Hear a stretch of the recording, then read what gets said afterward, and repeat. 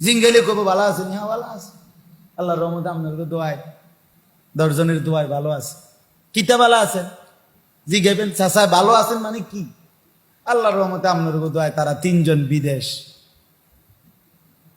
3টা মাইয়া ছিল, তেনগা বিয়া দিয়া লাইছি, বাইতে একখান বিল্ডিং করছি, 4টা রুম, ভিতরে 2টা বাথরুম, বাথরুম দি উদ্দা টাইলস। আল্লাহু আকবার, কপাল চাচার কপাল। চাচা এখন ভিতরে মতে, টাইলসে মতে, আর উড়ানে যাওয়ান লাগে না। আর কি দুনিয়ায়, আর কি চাচা, আর সুবিধা কি আছে? আল্লাহর রহমতে রাস্তার লগে দিয়ে কদ্দুর জায়গা লইছি, ব্যাংকেও কদ্দুর টাকা রাখছি, আর কিটা করতাম কর না? এই জীবনে সবই তো এই আল্লাহ তো সবই দিল। এখন এখন খাইয়া পইরা ভালো আছে, বাজার সদাই করতেছে, ফাঙ্গাস, তেলাফিয়া, ধনিয়া পাতা, কাঁচামরিচ, খিরা, টমাটো, দুন্দুল, করলা, কক মুরগা, ফার্মের মুরগা, খালাস। আমি যদি বলি চাচা 3 ছেলে যে বিদেশ, ওরা নামাজ পড়ে তো? 3 ফুতের বউ পর্দা করে তো? ছেলে মেয়ে নাতি নাতনি সবাই আল্লাহর কোরআন পড়তে পারে তো? ঘরের সবাই ফজরের নামাজ পড়ে তো? 20 বছর ধরে যে আপনার ঘরে টেলিভিশন চলতেছে, প্রতিদিন আপনার বউ বাচ্চা নাচ গান নর্তকীর ছবি, জেনা ব্যভিচারের দৃশ্য দেখে, ও চাচা এটা আর বন্ধ হবে না কোনোদিন?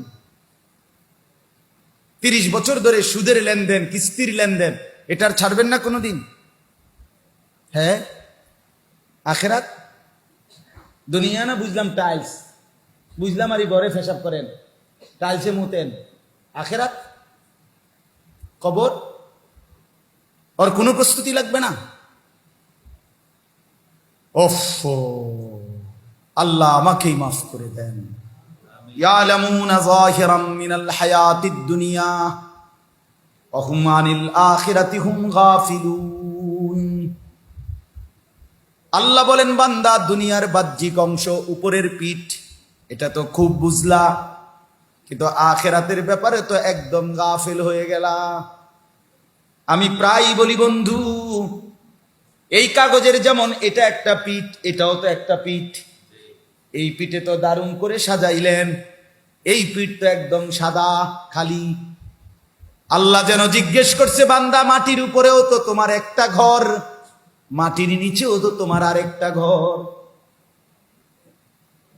তাইলে বান্দা মাটির উপরের ঘর তো সোফা দেখলাম, খাট দেখলাম, ফার্নিচার দেখলাম, ফ্রিজ দেখলাম, এসি দেখলাম, ডাইনিং টেবিল দেখলাম, সবই তো দেখলাম।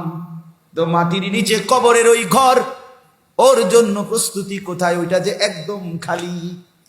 সেজদা কোথায়? বন্দিগি কোথায়? গোলামি কোথায়? জাকাত কোথায়? হজ কোথায়? ওইটা যে খালি। ওইটা কি তোমার ঘর না? কথা বলেন, মাটির নিচে ওইটা আমার ঘর না? এই ঘর যদি সাজে সোফা দিয়ে, ওই ঘর সাজে সেজদা দিয়ে।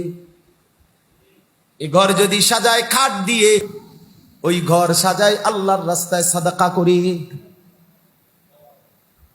রাত্রি গভীরে মাওলাকে ডেকে। চলেন উভয় ঘর সাজায়, দুনিয়াও ভুলে না যাই, আখেরাত তো ছেড়ে না। কি বলেন? দুনিয়া ছাড়তে বলে নাই, আপনারা কোনো মরতে কইছে না। ওয়ালা তানসা নাসিবাকা মিনাদ দুনিয়া, কোরআনে আল্লাহ বলছে, বান্দা দুনিয়া ভুলে যেও না। স্ত্রী সন্তান পরিবার পরিজন। আমি বলি না টাইলস লাগানো হারাম, কথা বোঝেন নাই। বিল্ডিং করা হারাম, বিল্ডিং করা হারাম তো না, না এটা বিষয় না।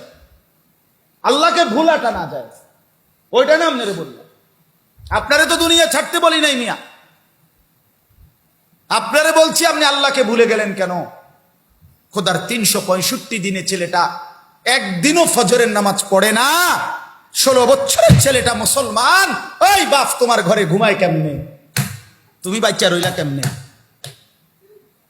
এই ফোলার মা কেডা, তার বাপ কেডা? আপনারা 2 জন মা বাপ বাচ্চা রইলেন কেমনে? এত বড় নাফরমান মুসলমানের ঘরে বছরের পর বছর, দিনের পর দিন একদিনও ফজরের নামাজ, 5 ওয়াক্ত নামাজ পড়ে না। এত বড় নিকৃষ্ট ডাকাত মুসলমানের ঘরে ঘুম যায় কেন? তার বাপ কই, তার মা কই? হ্যাঁ, এবার চোখে দেখে হেতে নামাজ পড়ে না, আল্লাহ নাই, খোদা নাই, খারাইয়া মুতে, বইয়া মুতে, সারাদিন মোবাইল টিপে। এই বেটা এই নাফরমানের জন্য সুদে টাকা নিয়া, কিস্তিতে টাকা নিয়ে আরে বিদেশ পাঠায়। কার লাগে এটা? কি তার জিগার না বেটা, তুই তো আল্লাহর দুশ্মন।